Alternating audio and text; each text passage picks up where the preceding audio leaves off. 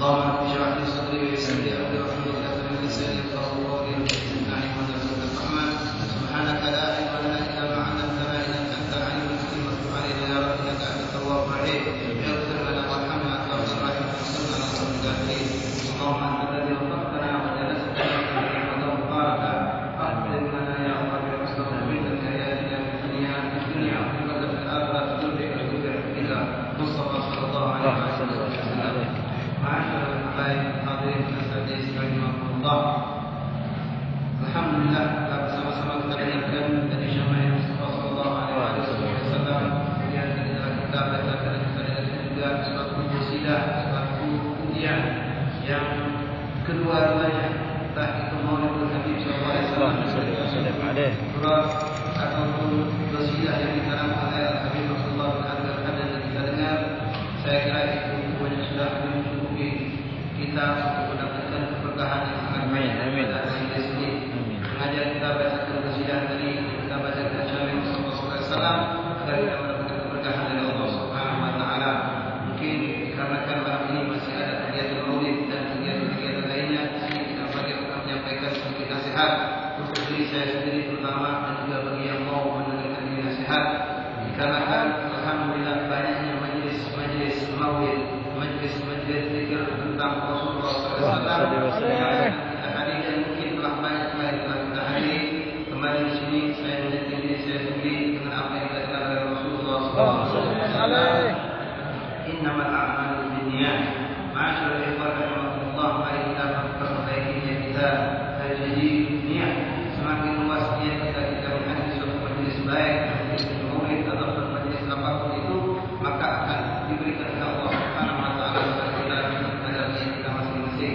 Ya, kita keluar dari rumah kita mengharapkan keridhaan Allah Subhanahu wa taala, mendapatkan manfaat dari Allah Subhanahu wa taala, dan kita meminta kepada Allah dan Allah berikan kepada kita dari apa yang Allah berikan kepada orang-orang besar, para aulia atau orang-orang saleh yang mereka berhadir majlis-majlis Maulid Rasul sallallahu alaihi wasallam, dan dia akan mendapatkan maghfirah ampunan dari Allah Subhanahu wa taala, dan dia akan menunjukkan syiar Islam, dan dia akan untuk membersihkan telinga kita daripada pendengaran harta Allah.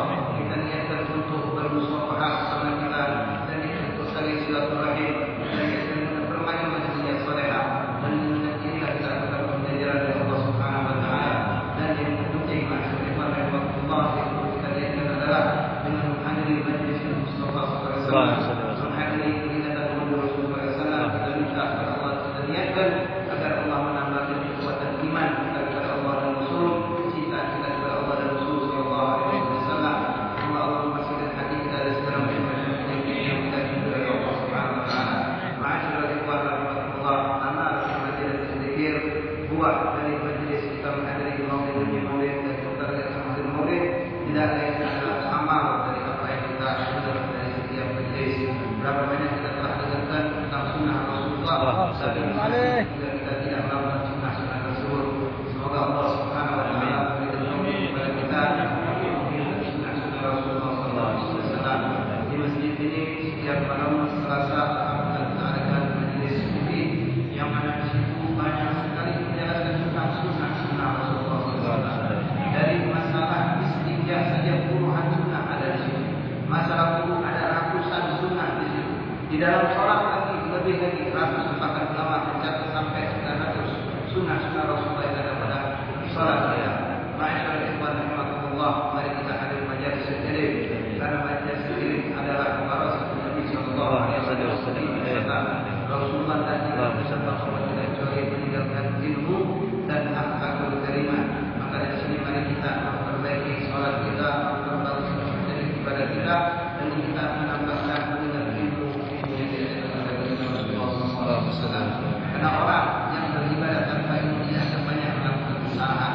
Suatu contoh yang kecil untuk dipandang, jika seorang tidak mengetahui bahwasanya mengangkat tangan ketika takbirul intiqal itu hanya disunahkan ketika kalau kita berdiri ke rakaat demi rakaat, itu hanya pada rakaat kedua menuju rakaat ketiga. Itu yang disunahkan, kita mengangkat tangan ketika Allahu Akbar dari rakaat kedua ke ketiga.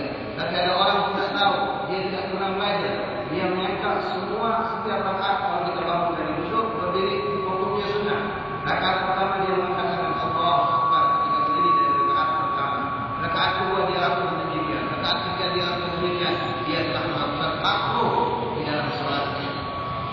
karena tidak disunahkan perbuatan tersebut.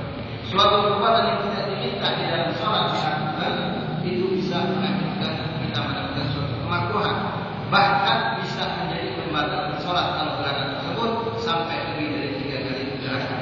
Nah, di mana kita tahu hal ini? Di majelis-majelis ilmu, di majelis-majelis tahlil.